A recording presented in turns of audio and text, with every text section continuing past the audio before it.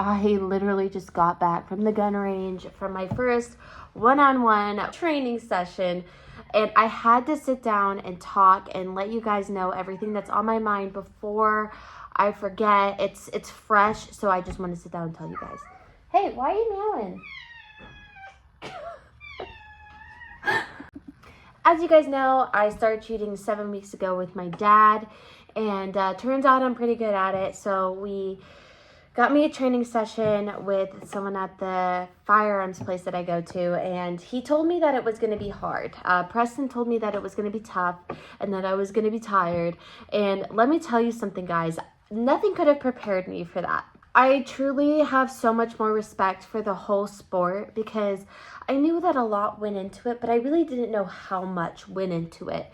And it feels like I'm starting from ground zero, and I love that I got in there before I developed any bad habits. But we started off with stance and, proper form. And it's not just your legs, your feet, it's your shoulders, it's your chest, it's your arms. And even just that was a lot to remember. Your grip, what you're doing with your left hand, your right hand. And, it's all these things that you have to keep in mind. I'd say like 15 or 20 things while you're pulling the gun up.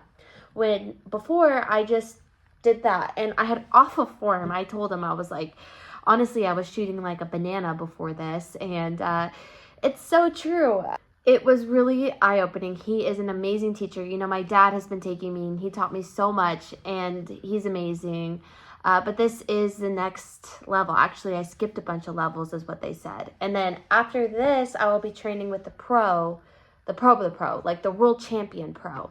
And so I didn't shoot my very best this time because we're getting the form down. And it was a little frustrating for me because I want to be perfect. And I feel like I'm having to learn a new gun, learn all these other things.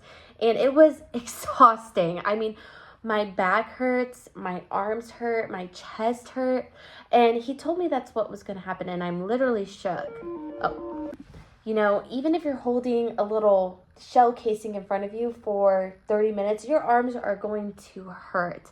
So all of a sudden, the gun was feeling a lot heavier, and I'm starting to break a sweat thinking about all of these things. I can't even reiterate because I don't know the proper terms, but, your stance, your speed, and, when you step up, you're lining up with the target, and you hold up your gun, and you need to find that, and if it takes too long, you bring it back down, you start over. There's so many different training methods.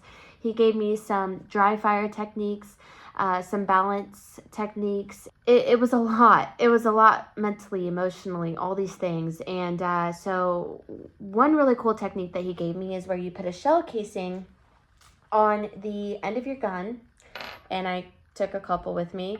And so basically the technique is to put it on there and then bring it up without it falling off.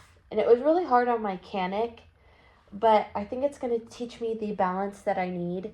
There's even a lot to remember when it comes to pulling the trigger. And my respect for the sport has grown so much more. And it's given me so much motivation to get more fit, to do more meditation, to become the best version of myself, because I realize that this isn't something that you do and you're good at it. I do have the skill. He did tell me that, but no matter how skillful you are, how talented you are, you can't escape the work that goes behind the art. You can't escape the work that goes behind the craftsmanship of becoming a marksman. It's just like, I brought up LeBron James to him. LeBron has shot so many baskets and he's missed more than what he's made, but he's shot like a record amount. And I don't know that number off the top of my head, but it's the same with every sport, every industry. I am naturally skilled. That doesn't mean that there's a lot of work ahead of me. And I was realizing today that it's a big commitment and I need to be ready for that commitment. And I am ready and I want it. And you have to want it because you can't just show up to a competition and you haven't practiced. And, it's going to take work every day. I mean, I got to go weekly to the range, maybe 3 times a week, maybe 2 times, and get additional training, dry fire. and really, really put my mind to it, because, you know, it's not something that just wakes up and happens, even if you're talented. Literally by the end of that, I wanted to take a nap. I wanted to go home. My eyes are droopy. My eyes feel tired from all of that. And it was kind of grueling. I'm not going to lie. It was a lot of work. And I know once I get this down, I'm going to go to the next level with the world champion. And it's going to be hard, but it's going to be so fun. And that's why I want to document my journey, because I want to show the good, the bad, one second. That's so much hesitant, I ain't ready to save him. Ready to get buck on anybody that plays him. And I think I love him just like I raised him.